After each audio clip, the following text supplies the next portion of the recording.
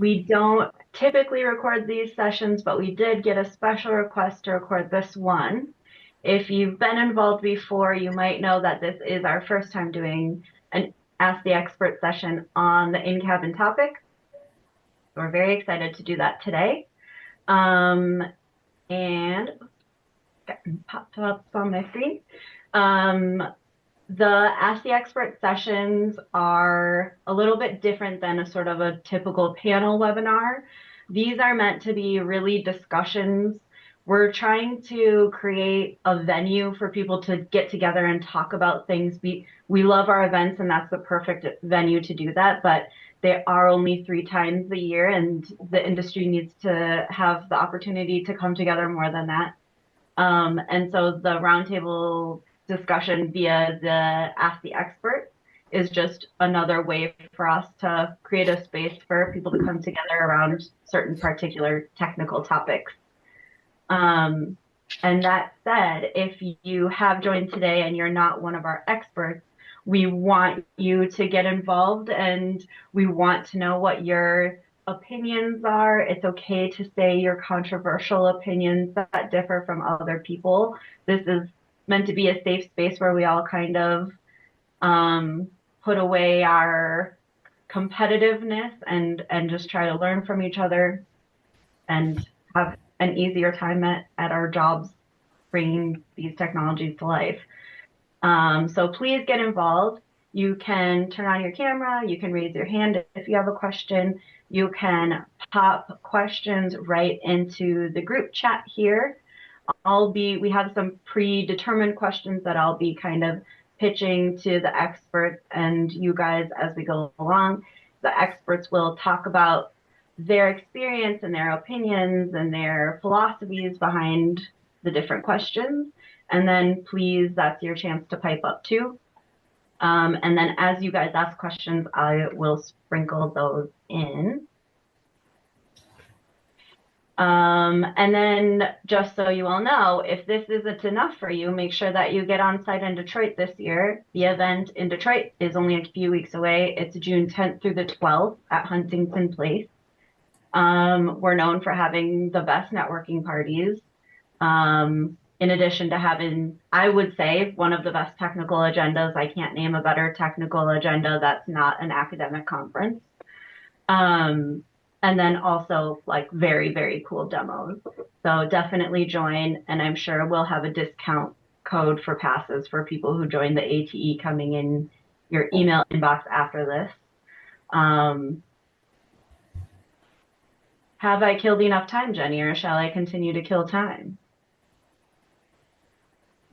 Excellent.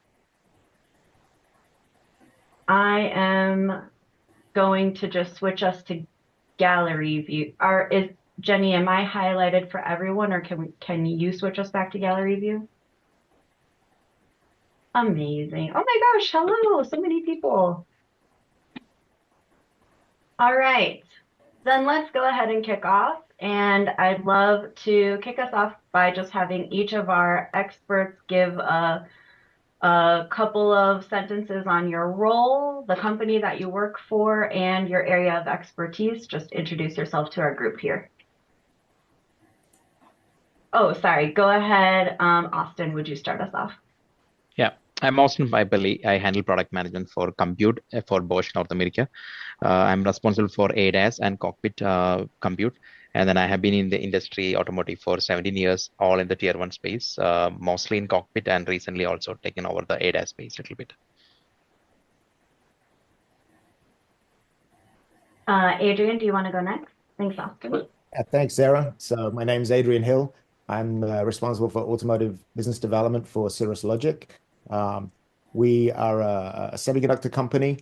Very well known in audio, consumer, and a long-standing supplier to semiconductor in the automotive space. And I'm personally someone who has been in the automotive industry for, well, longer than I care to remember, but my entire career. So very much an automotive guy. Thank you so much. And Acer? Hello. Hi, everybody. Yeah, my name's Acer, and I lead the MA in Automotive and Transport Design at Coventry University in the UK. and I've led the course for 12 years. Yeah, and I love cars. Thank you so much. Don't we all? Peter? Yes, so I have an engineering background and been doing 8 years in eye tracking and then driver monitoring. But now I have a really interesting role at Embedl to sort of provide development tools for a lot of AI applications, also for HMI, DMS, autonomous driving, yeah, a bunch of it. Thank you very much. So we're all here to talk about the intelligent cockpit. Let's start off by just saying, if each of you would just go ahead and pass off to each other, what do we mean by intelligent cockpit? How does that relate to you and your role?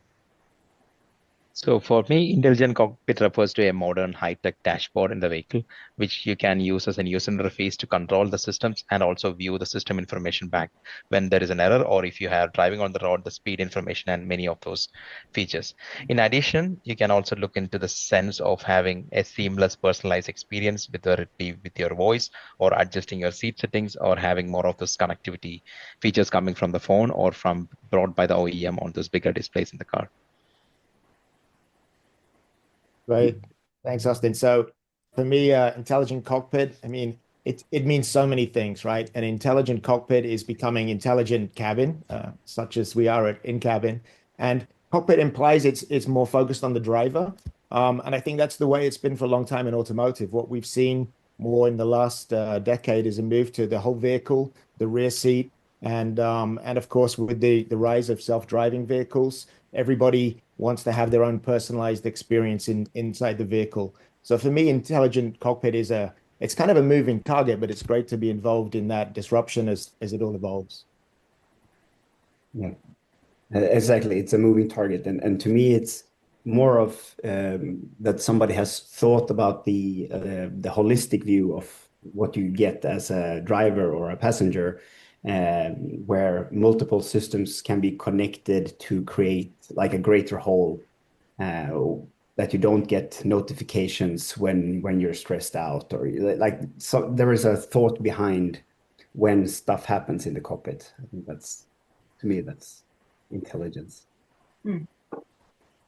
I think for me, an intelligent cockpit really is a reflection of some shifts in society that we've seen over the last kind of decade or more, in terms of how we communicate and relate to one another, and artifacts, and some of those are good shifts, some of those are perhaps less beneficial, and the cockpit is a kind of locus for these. It's like kind of a lens through which to view some of these shifts. Fantastic. And audience, if you guys want to add anything to that, feel free to drop it into the chat. Oh, Chad, sorry. It looks like your hand was up, but your hand is not up. If anybody wants to add, just pop your hand up anytime. So the first question we have is about consumer expectations. What is shy technology, and why are we seeing a shift away from screens? I'll give just the quickest version of my very basic understanding of shy technology, meaning technology that's sensing us or that we interact with, but that we don't see. For instance, a camera hidden behind a display. So there's some follow-up questions to this, which is how does it tie in with voice recognition, and how do LLMs play into this? But let's just kind of start off with, what is shy technology? Why are we seeing a shift away from screens? Would one of you like to kick us off with that?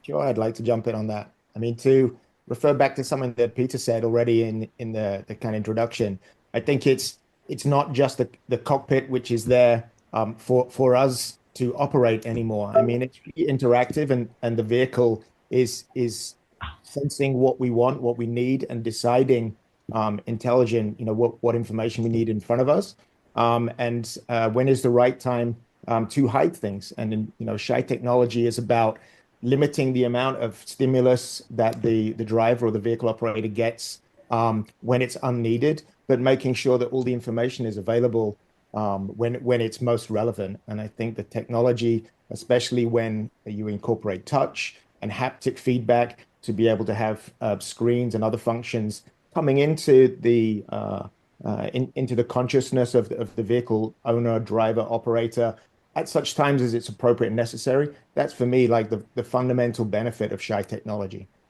Yeah.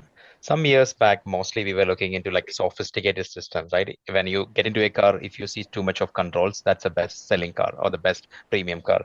Now it's completely changing. Simplicity is everything, whether it be starting from the phones where you don't have lesser interfaces, and then the apps are becoming more seamless. The colors are also a little bit subtle. Similarly, automotive is also getting to there. Like you might have a bigger display, but then the number of buttons are going down. In some cars, you might hardly even find buttons. But then ShyTech comes in between, right? You need some access to some of those physical button or virtual buttons, but at the same time, you should be able to control the system somehow, whether it be by voice or gesture, or even with touching on the display, right? The bigger thing, what we see now is there is a preference or there is an interest for users to use the functions when they need, and the system is smarter nowadays. They can understand, the system can understand if you really need to use that function now versus keeping that available always, right? If there are many use cases, but I'll leave it to the next speaker for adding there.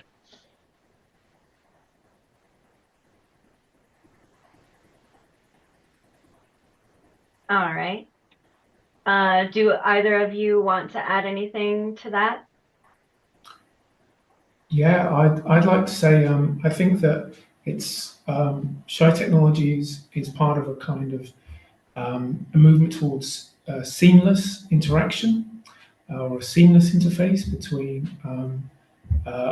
driver and vehicle, and also between occupants as well, to have a kind of a more authentic experience in the cabin. I think that at the moment we've got screens which are kind of dominating inside cabins. They're getting larger and larger. They're getting kind of full width, panoramic really, and they can't get a lot larger without kind of sticking out of the side of the car, which probably isn't such a good thing. So I think we'll see more use of heads-up displays, like BMW are about to, release their panoramic vision. So things that are less in the way, that allow a more lounge-like experience, a kind of a third space for occupants to, to communicate in, just as they would at home. Yeah, that technology will enable that. And me personally, I'm for a mix here. So I think we want something between a jumbo jet cockpit with a button for everything and sort of a touchpad. So I think we're at the current stage. I think this is also a bit shifting now in the industry, that we are not making use of muscle memory anymore in the vehicle, like in the interfaces. So you need to look at the screen to be able to like push the right buttons. And I'm sort of looking back to how nice it is when you actually have physical buttons for something, so you sort of you don't need to spend cognitive processing on doing some simple stuff. Yeah. I think that, Peter, I think you make a really, really good point. I think that with more of the luxury end or the high-end vehicles, tactility has really come back as a real kind of resurgence in tactility as a differentiator. Beautifully finished materials, real kind of real sense of perceived quality with those materials. The analog is really back. Heavyweight materials that feel fantastic. It's obviously in kind of cheaper vehicles, those materials are a little bit kind of more plasticky and cheaper, and screens tend to fulfill a role in kind of producing a sense of perceived quality in cheaper vehicles, because things aren't kind of squeaky and plastic. There's just a kind of screen in there instead. But yeah, absolutely, the need for tactility is really innate within us, isn't it? I think that I also, multimodal approach is really important because you have many different, users of a vehicle. Luxury vehicles can be driven and occupied by many different types of people. So some people, the younger generation, they're very used to the interface they have on their smartphone. Others of us may prefer a more traditional feel with knobs and buttons, and there's a mix somewhere in between. And we'll go on to talk about voice as well. So I think having that multimodal operation available so that it really accommodates the preferences of a user is very important. yeah. When we looked at few years ago, the bigger displays was for the premium cars. And now the bigger displays without buttons is coming to the trend in the low end because you need to save money in the low end with low buttons. Versus when you go up, the buttons are still becoming a trend now. And you can see many of the OEMs start looking into bringing those buttons back, which they kind of removed in intermediate state, right? There are some buttons which are related to safety and convenience. You can see which is right to take out, right? For a defrost button on your windshield, this might be very much a safety related control. And then the volume at times, it also safety related. The voice getting louder when you change the channel. You have impacts while driving, right? Versus changing your station, radio station, changing the music, the stream or whatever you're playing from, right? These might not be like something you need to do real time. You can slow down a little bit, which can be, of course, be a button on the screen or can be a voice operated versus something which is closely related to impacting your driving. This could be something I would think we need to bring back those buttons, whether it be physically available or we do the haptile way, like under the textiles, for example, or the material hiding the buttons and have it available to some extent. When you turn on the cars, the buttons lights up, right? For example, it can be still under the cloth or the material. This could be something which we start seeing now, along with some other new trends where you have buttons below the wood panels, for example. These are the things coming into premium. But end of the day, having a mix of buttons and virtual touch buttons and the voice would make sense to think it's like intelligent, smart, and also next generation. I think that's a great point, Austin, because we have to remember more is not better. Better is better. So if you're going to do a smart surface, do it well, do it with good haptics. If you're going to have a display, a big one, make sure that it's clear, make sure that you get great feedback from the display. And the same with buttons. If you're going to do like hard buttons for specific functions, make sure that the quality of the materials is great, and that's a great tactile experience. So I think the more is more is going to go, and then better is better is going to be the new focus. Okay. The UX. What are your view on customizable buttons? So I think I saw from for a Tesla, you could buy this accessory, basically Bluetooth buttons that you mount under the screen to get back like physical buttons in the vehicle. What do you see as trends for? I think that speaks as soon as the aftermarket sees a market to produce a product like that. I think it's a clear message that a certain portion of vehicle buyers really appreciate that particular type of interface. I think if you take all of the different users of a vehicle, some are going to prefer voice, some are going to prefer screens, some are going to prefer tactile buttons. And I think, as I said, doing each one of those as well as possible is what really makes the difference between a good kind of holistic approach, multimodal approach, than just focusing on one, because no OEM anymore can just rely on one interface type. I think one of the issues with screens is that they really age a car. Because as screens get better, the feedback is faster, the resolution is better, the graphics, everything. I mean, with Unreal Engine now, just amazing graphics, animations in screens that wasn't available 5 years ago. Really aging cars, and I think that's a real problem for high-end manufacturers. So when you have, for example, Bugattis aren't using screens, and they're incredibly high-end vehicle, and their cabins don't age because of that. They just rely on beautiful, wonderfully surfaced and finished materials. So my feeling is that screens will start not disappearing, but we'll start seeing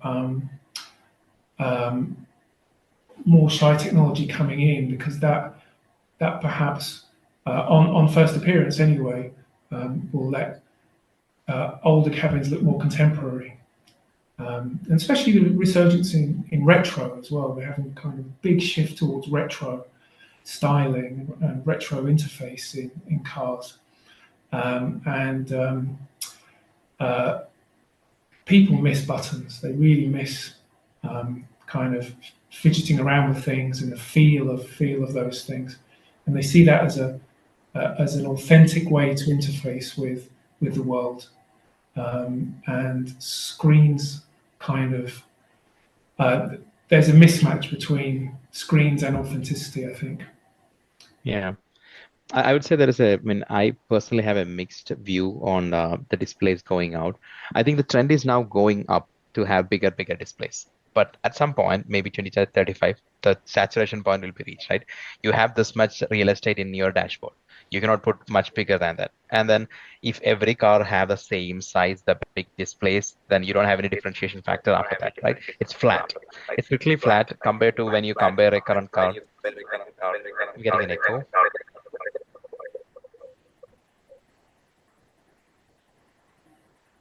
So so that once the display gets very flat, then you are at the point that there is no way you can differentiate a cockpit from a basic car to a premium car, right? At that point, it will be the tipping point and it starts going down.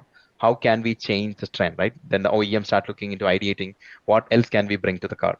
And that would be the time I think we'll start more augmented reality displays and much more.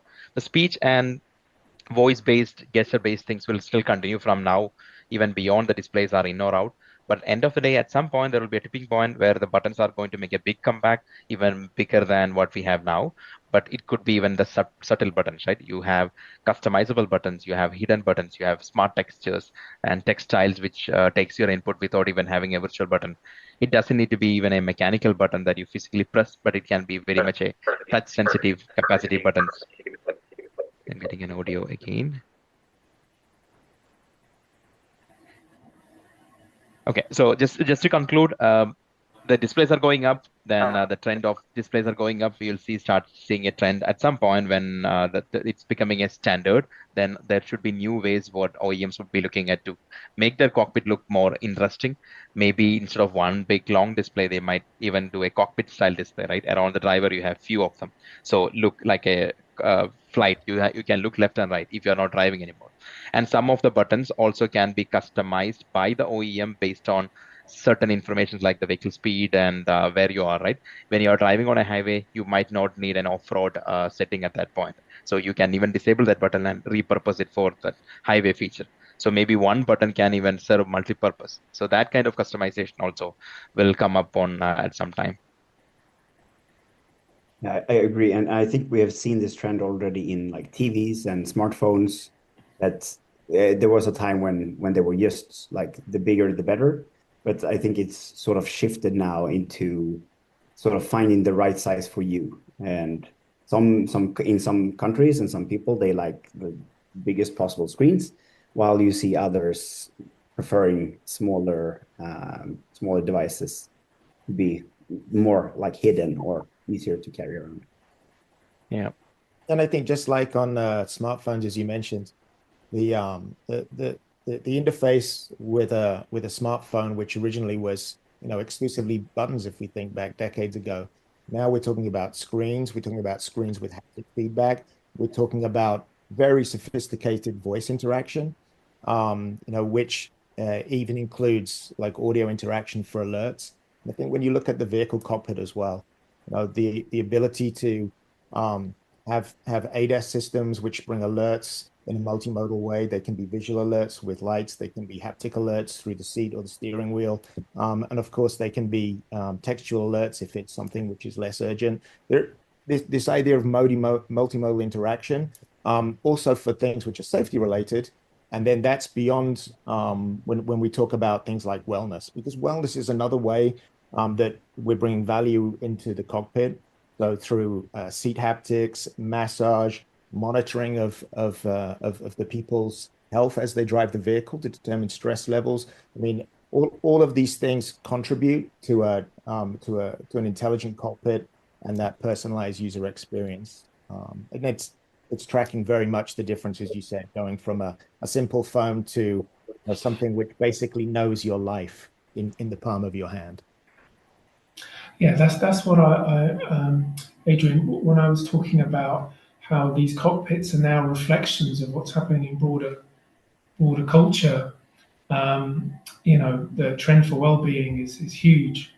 You know, and we can see it in, you know, from food to exercise to the home, gardens, and now in vehicle cabins. So it's a kind of these trends we can't escape, and they're kind of finding spaces in every kind of, you know, every nook and cranny of life, and they've managed to find their way into automotive interiors as well. Yeah, and a well-designed cockpit, as soon as you snap your seatbelt shut, I mean, it's basically the biggest and most sophisticated wearable you can have. So I think the vehicle has a very, very strong position to play in wellness as well as all the other aspects we've talked about. Right. The seatbelt plus the camera plus the sensors inside can detect who you are and then how well you are to some extent. And along with your smart wearables, you can also get further information from where you are coming from. Are you at the gym before, and then where you at work before, and then you can also adjust things accordingly. Right? Getting the climate control settings based on where you are, how hot you are, how warm you are, right? Depending on what you do before that, and then where you are heading to. Do you need to cool down yourself? All those things can be part of that whole thing. Coming back to one of the points I mentioned, displays are one of the big things which dates the car, which we kind of see now, right? We are in this trend of going up and on the size of the display. If you look at a car which was few years ago, maybe with a 4-inch or a 6-inch display on infotainment, now when you look at it, it's too small. And then recently I had a unit on my desk which was 12-inch, and it was not in a dashboard but on a table here next to me. And one of the colleagues was asking me, "Oh, is it an old style system?" But literally it was a 12-inch, and people started looking at 10 and 12 inches also as old style.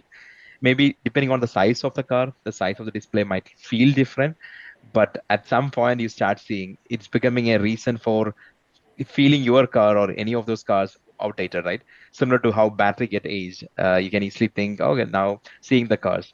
That is where I think bringing back buttons also helps to have a mix. And then some of the OEMs who are mostly in the higher segments, even the premium vehicles, they try to stick to some of those buttons and also keep the displays a little bit minimal and focus on the experience than having a big display. So the HMI, the user interface, is big of a point.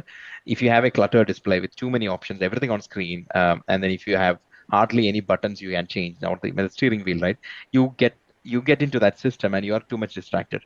Of course, you can use your ADAS systems if you have a level 3 system to be playing with your infotainment and watching some movies, but every car on road cannot be a level 3, right? It could be related to cost, it could be related to where you're driving, and it could be related to also what you having as a vehicle, right? So a mix of all these would be needed to cover the big demographic of the younger generation and to the mid generation, or the people preferences also changes between whether it be the people in let's say California versus how people drive in some other location, right? Everything needs to be considered by the different OEMs when they design. So it's just end by saying that it's a mix of everything, along with all the voice, along with all this tactile, customizable, everything would be the best way, and that might be the best for at least next few years. I see the point you're making. I also think that there's a danger with technology in that it's not recyclable, and I think we've got big proportions of consumers who are very keen on ethical consumption, and screens. Obviously, you know, these things are just not readily recyclable, and I think there'll be a proportion of consumers that will be moving away from this, and I think that when you look at Slate, which is the new automotive company which is funded by Jeff Bezos, it's a kind of, you know, back to basics kind of vehicles. They don't feature any of this at all. And I think that there's going to be a kind of a revolt against some intelligence in cabins that's led by price points and sustainability, the need for sustainability, and also this the resurgence of retro and the need for people to have authentic experiences. So I think it's a really interesting time. There'll be OEMs that really push on technology, and there'll be other OEMs that go down a totally different route. I think it's a really fascinating time. Yeah, and the ability to upgrade features and functions in the vehicle. I mean, with software-defined vehicle, you have the opportunity to upgrade the interface, and that's one of the beauties about being screen-based, right? Is it's very, very upgradable in terms of what you can bring. Hard switches limit that. Smart surface fits somewhere in between. With audio, the same. I mean, and the ability to have, technology implemented in a smart cockpit. In the existing vehicle architectures with the intelligent edge processing such that you can bring upgrades. It makes the car that you purchase new relevant for longer, and the idea that, yeah, once the screen gets a few years older, it dates the car. I think that's absolutely valid. But if you can still architect the vehicle such that you can bring meaningful updates, then that's gonna decrease the turnover of new vehicles and extend the life. So I think that's a really important aspect. And OEMs, of course, are looking at that very carefully with distributed architectures and making sure that you have smart processing where it's needed in the intelligent edge, as well as the move to zonal and central compute. So all these things, I think, try and address that. But of course, sustainability is on everybody's minds. It's important, not just for the car industry, but for humanity. So it has to be a big role to play. Yeah, that's an interesting point. We didn't talk about STV so far. So switching a little bit from that just buttons to an STV point, right?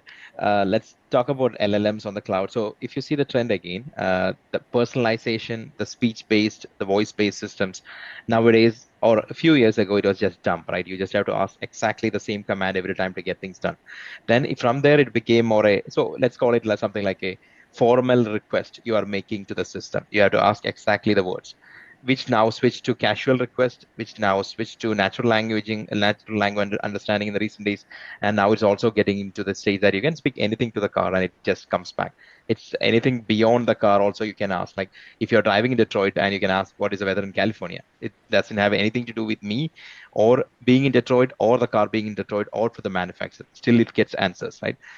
This, when you look at how this happens, right now it's on the cloud, and with STV and all these updates, right, we don't know what is a future feature which we are going to get. We can bring all those on the cloud or also bring that to the edge. Now the devices are also getting powerful. You have the bigger LLMs, large language models running on the cloud, and the newer generations cars eventually will start with the smaller language models on the car. It can understand everything what you want, and anything which the system doesn't know to answer, it can still understand what you ask, but it might not have the answer. Like this example of California weather right now, right? It's a question is understandable, but the answer is coming from somewhere, and it can fetch from the cloud and then get it there. But eventually with STV, that's not what we wanted, right? We want to ask the car something like, yeah, what is that warning on my speedometer? Okay, I'm seeing a warning which is like with a orange light, right? It can get these information and also customize it and also even book some appointment at a nearby dealer if you would like to. So this stretch of a seamless experience from your cabin with voice and touch, and then eventually taking to the next level outside the car, and then you get a seamless experience from where you are, and then what you want to do next, and then make your life a little bit easier than how we were doing it a few years ago. And this is exactly things we are researching right now, that we see that there's a big request from the OEMs, how to get these small language models onto existing and next generation hardware. Because that's the thing, they sort of the hardware that they are stuck with for the lifetime of vehicle and for a platform, that's the hardware was never designed for running any generative AI in the first place. So I think there is a bit of, we are like in a period now where transition happens so fast. So I think it's very hard to think that we will be able to deploy continuously update the vehicles that we have now. I think when things stabilizes, we will come to a period like that when today I don't see a need to buy the latest phone. I could buy last year's phone and I don't notice that I don't have the latest. But that's because the software is updating and the hardware is sort of not accelerating at the same pace. Really. It's a more stable situation.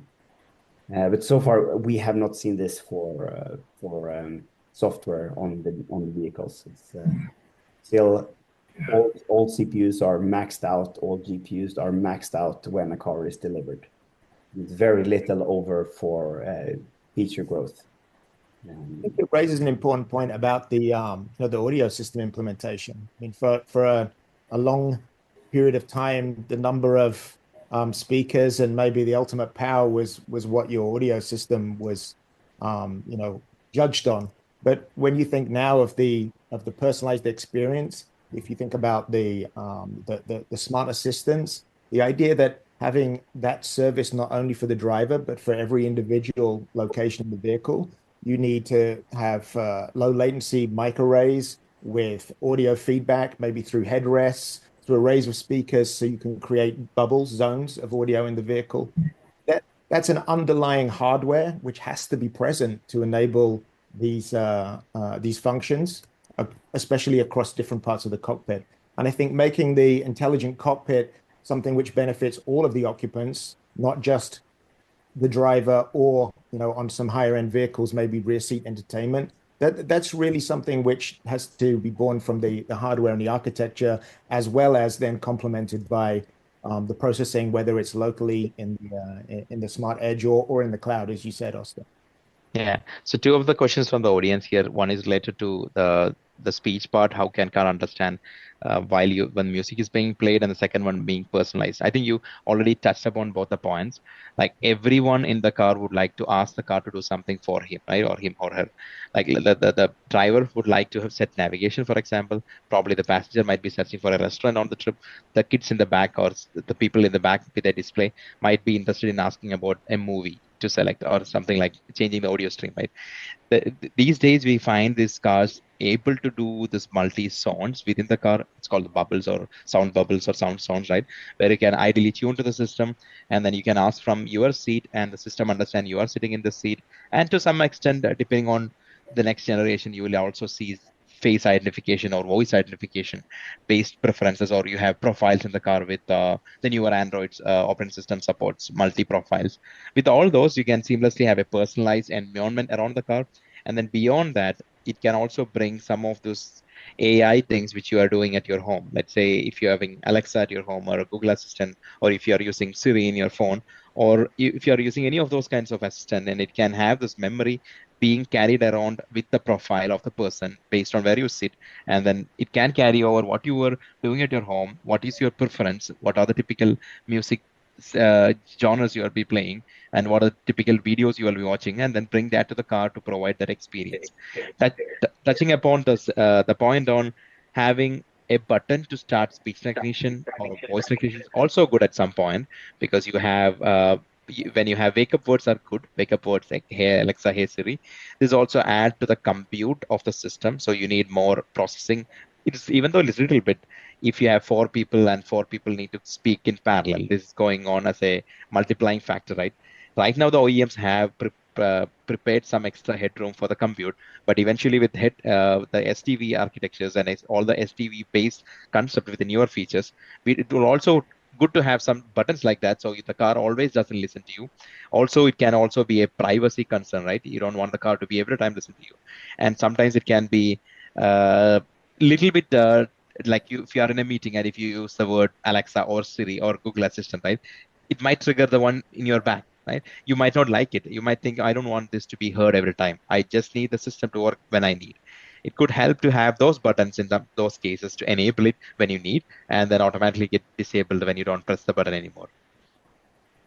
Yeah, and I think discrete alerts are also a part of that, right? Because when you're driving, you don't necessarily want the other passengers in your vehicle to be receiving the alerts, whether they're, audible or flashing lights for different types of driving conditions.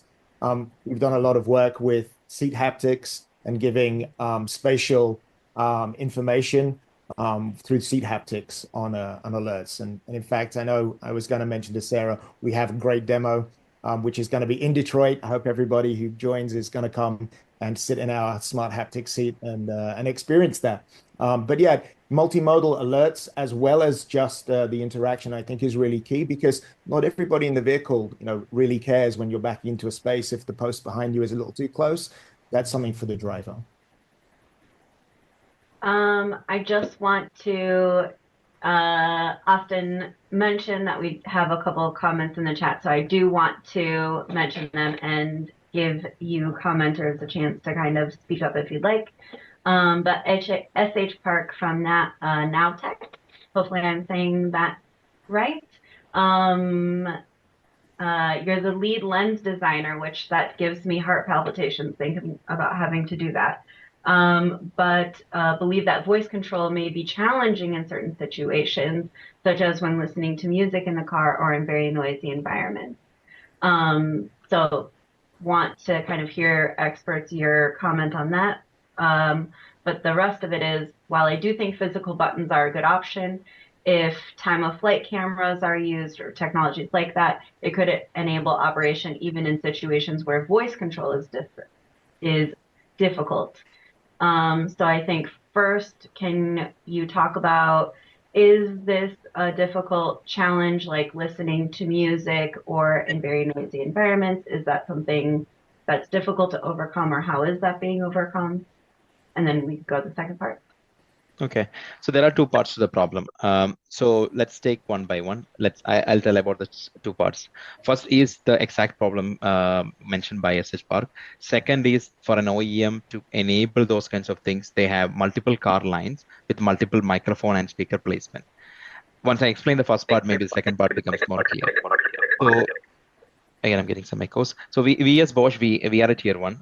We have been doing infotainment system for many years, starting, I can't even tell when, but maybe it's older than before I was born. The newer systems, at least we do, have many functionalities, including active noise cancellation and road noise cancellation.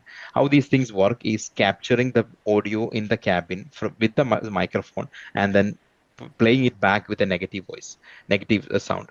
The exact same algorithm can be used for these scenarios when the music is being played. If you don't press a button to start your speech, the system doesn't know if you're talking to it or you're talking to somebody else.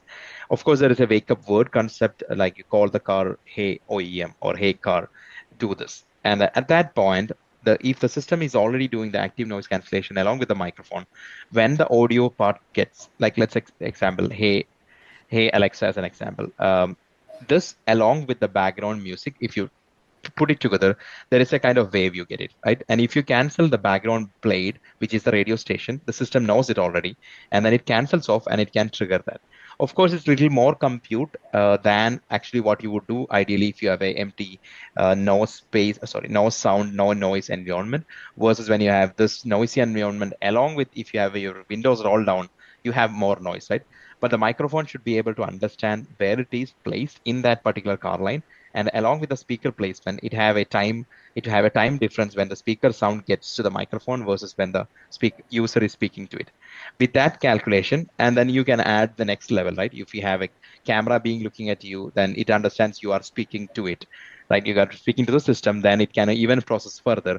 And if you are looking at your co-passenger and speaking, it might not need to do all those, right? This is how this is being currently done.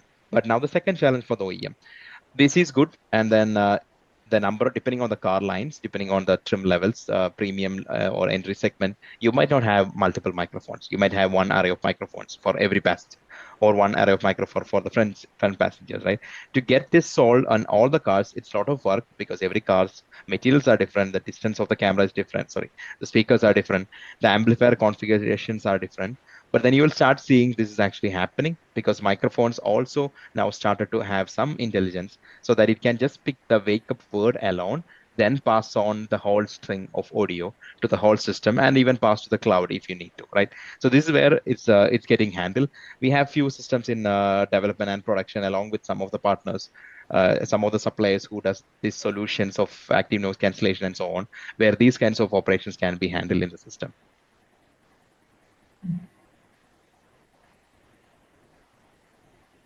Yeah, I think it's a good point you made. The difference between premium and low-end cars is a lot to do with the hardware that's installed from the factory, and making sure that you have enough hardware, the microphones, the speakers, and also you can guarantee the latency between the different elements to be able to actually do your active noise cancellation, echo cancellation, Rose noise cancellation. These are all processing that have to be done on fundamentally very good audio streams. If you don't have the audio stream, which is high quality enough with low enough latency, it's simply not possible because of the architecture. There's a follow-up question, which is, would it be difficult to determine whose command to follow? For instance, if a father was the driver of the vehicle, but then there was the son giving a command at the same time. Yeah, so how typically this is done is based on where the voice is coming. The microphones can understand where, it's called beamforming, where you are getting the stream. So assuming that the microphone is here, you can see the left side and right side as two different streams. Same for the rear streams. This is one way of doing it if you have a centralized microphone location. The second way is if you have individual microphones or multiple microphones in the car, and then based on where you are, the proximity, it's kind of a triangulation. Both the microphones might be picking up the passenger in the front and the rear, and then it can also understand or triangulate and find where you are speaking. So this is to understand the location in the car. It doesn't talk anything about the age of the person or what he does and so on, right? It's just the location of the car. If you now combine that with a camera stream, it can also detect if it's a child versus an adult if you want to. But that might be more into the premium segment, right? But with this location, you can even understand and disable some of the voice commands for a second row. Like if it's for enabling some of the features, like which is only applicable for a driver, you can literally disable it only for the driver to do those commands. If a passenger tells the same command, the system can not even take it. It just does anything other than that, for example. Even could be scenarios like a plane navigation. You don't want somebody to change the navigation every minute, right, from the rear side.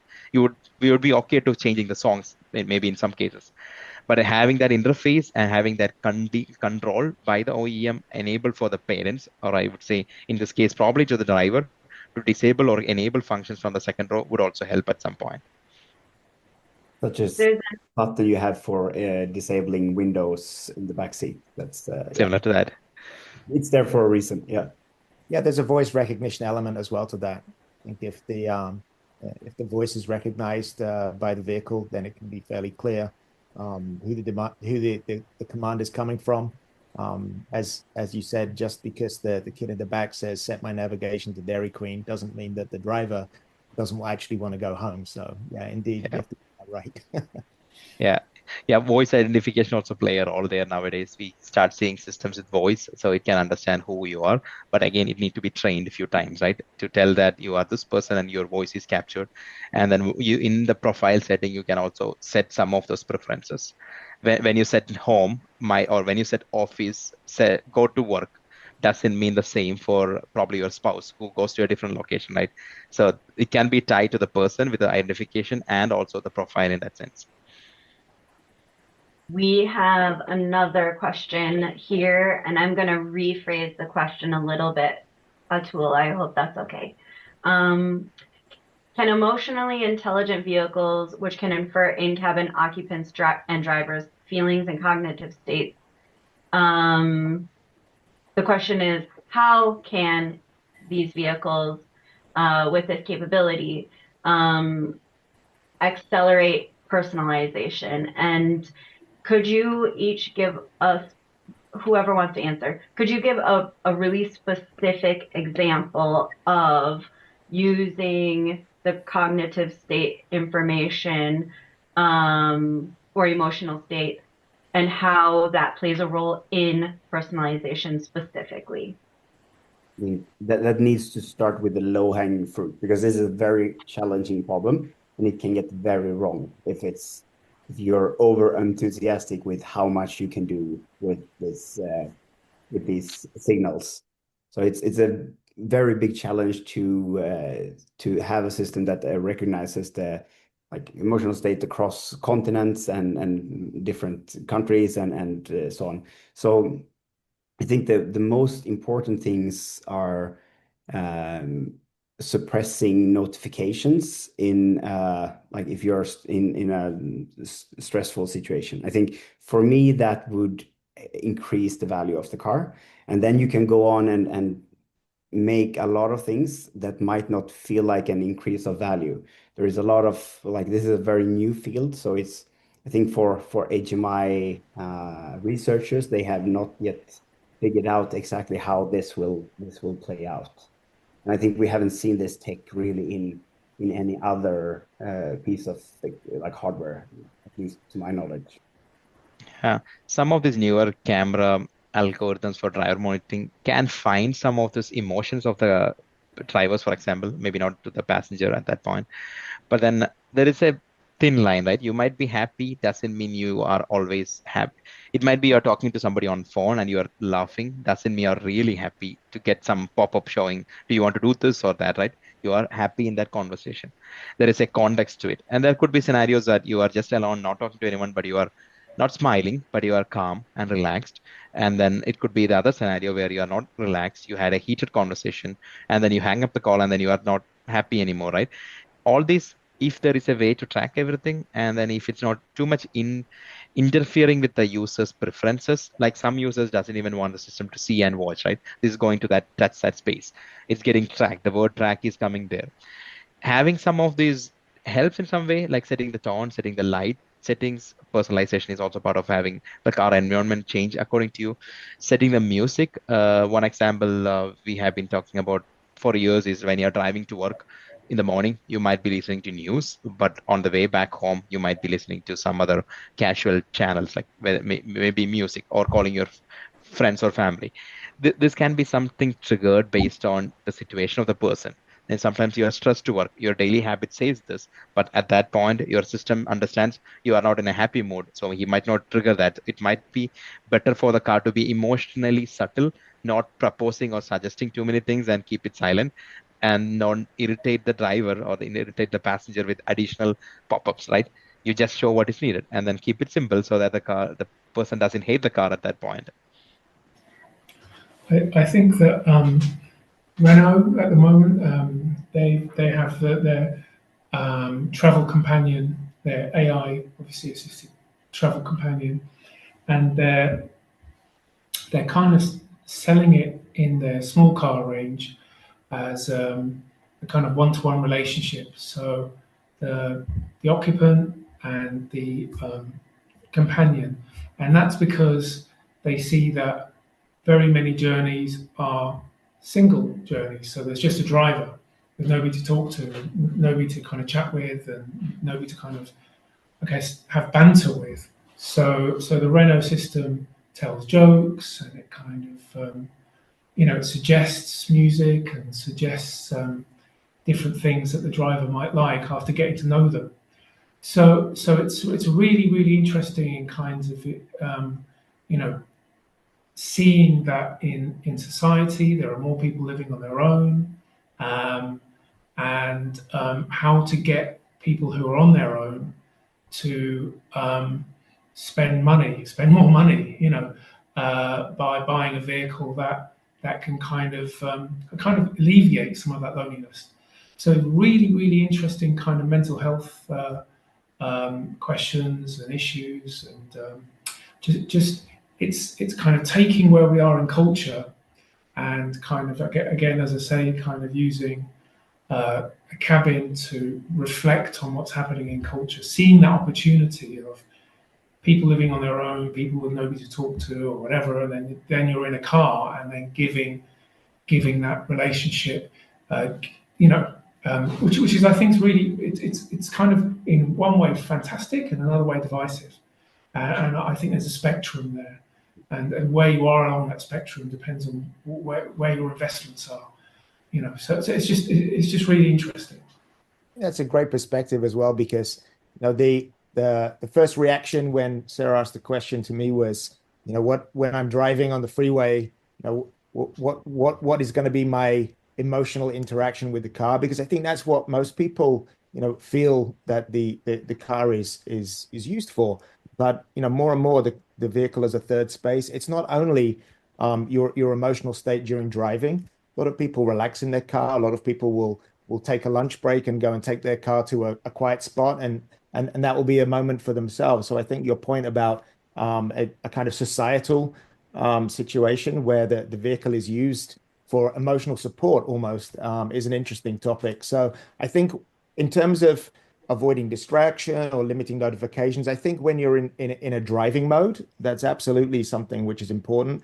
I think once you go into a mode where the vehicles is a third space, then you can be more interactive emotionally with the vehicle, and some of those features, whether or not it's through video, through immersive audio experiences, well-being, massage seats, all those things can be tailored in a much different environment. So the vehicle is actually doing two things. It is a vehicle. At the same time, it's your third space, and in many ways, it can be a kind of an emotional safe space. So I like those comments. Thank you. I'm going to interrupt now, and we've got a few minutes left. I've got some information to leave off with everybody, and then we'll go back to each of you to kind of give kind of your final remarks, if you will. Atul, I think you need to come. It sounds like you should probably come to in-cabin, and we can talk out your points that you put in the chat there a little bit more at length. Everyone else should also come to in-cabin. We have 3 events this year, which is new for us, new for China this year. So we'll be in Detroit, like I said, June 10th through the 12th, just around the corner at the Huntington Place. And then in October, please come out to Barcelona and join us there, October 7th through the 9th. And if you haven't been to China yet, I highly recommend it after my trip last year. We launched AutoSense last year in November in Hefei, just outside of Shanghai. And we will be co-locating AutoSense and in-cabin together this year in the same place. Very cool technology over there. So those are the events this year. At our events, we do roundtables in person. It's just like this. Usually the company has sponsored it. You'll have someone like an Austin or an Adrian or a Peter there who are from that company, and they'll be able to really get into the nitty-gritty details of that topic. But what I tell people who are new to the events is go to a roundtable, because it's the best way to make friends on the first kickoff of the event, and then those friends will help you meet other friends. We have a very, as Peter was saying, we have a very friendly industry for in-cabin. So people want to help you meet each other at our events, and that's exactly what they're designed to do. And then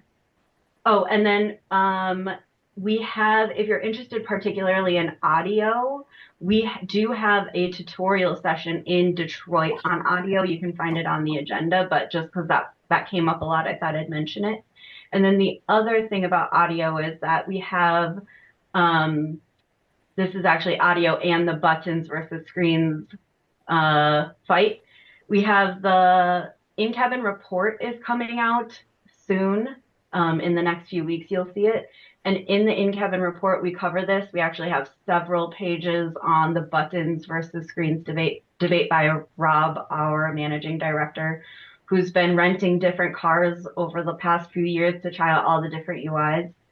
And then we also asked a lot of people from the industry to kind of explain things. I can't explain everything. There's way too much. So there's a lot of useful stuff in there about those topics.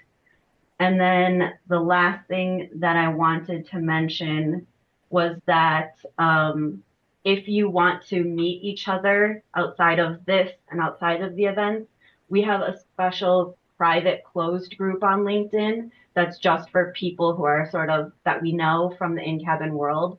And it's in my signature, or we can get you the link other ways too. But that's a really good place for you guys to go, where you can kind of just pitch in things you want to talk about, or trying to hire someone, whatever it might be. That's what that's all for. if any of you have any questions, you can always reach out to me or to Jenny. We're both here all the time. We both love in-cabin more than anything else and want to help everyone. So with that, I will kick it back to you guys. Do you guys want to give a final comment summary? I think we didn't cover much of it, but voice assistants, what we are seeing is that they will become much more useful than what we have today. So that's something I'm looking forward to. Actually, even if my car is not self-driving, as long as I can take my mind off driving, still keep the hands on the wheel, but I will be so much more productive with a proper voice assistant in the car. Yeah. Yeah, I would like to say there will be a lot of influences coming from the external world to how the cockpit is being designed and then the interfaces are being designed. The same way automotive will also go back and then give some influences to the external world, how things are being designed. You'll see this happening in now till next few years. I just want to say thank you to Sarah and to Jenny for organising and for inviting us all. I think that we might see kind of parallel conversations happening in cabins with some OEMs going really high tech, and others which are perhaps choosing to go and abandon some of these technologies. And I think it would be really interesting to see which markets each of those OEMs tries to kind of pitch its ideas to, which demographics as well within those markets. And I think it's a really, really interesting time at the moment for a bunch of reasons. So, yeah. Great. Well, to wrap up, I guess, thank you, Sarah, and thanks for the in-cabin crew for setting this up. It was great. I can't believe it flew by so quickly with the discussion, but thanks for the questions as well. Very much looking forward to seeing everybody at the event. Come and try the hardware demos. There's nothing quite like immersing yourself in a demo on the booth. So I look forward to that. And I think the big takeaway for me is, I mean, this is still such a moving target, an evolving area, the intelligent cockpit. And we have to be ready for that. And, being ready for that means following all the different multimodal approaches, the smart surfaces, the cloud operation, the reconfigurability, and all these things are moving as we speak. And in-cabin is a great place to stay in touch with those trends. And looking forward to the event. Thank you, everyone. Thanks so much. Thank you guys for participating. Thanks for everyone for coming and being part of the discussion. It's very, very motivating for me to get to see everyone together and talking about things. Finally, I forgot to mention to you guys, we did this for CES and everyone asked me to do it again, so we will. Basically, it's just a casual meetup Monday before the event. If you're in town early for our June event, we'll just do it's not sponsored. You have to pay for your own drinks, but it's just a place for everyone to kind of get together and have a little hangout before the event starts. Monday, 7:30 at the apparatus room. Jenny, anything else before we head off? They'll be getting an email to summarize things and get involved. All right. Thanks, guys. Have a good one.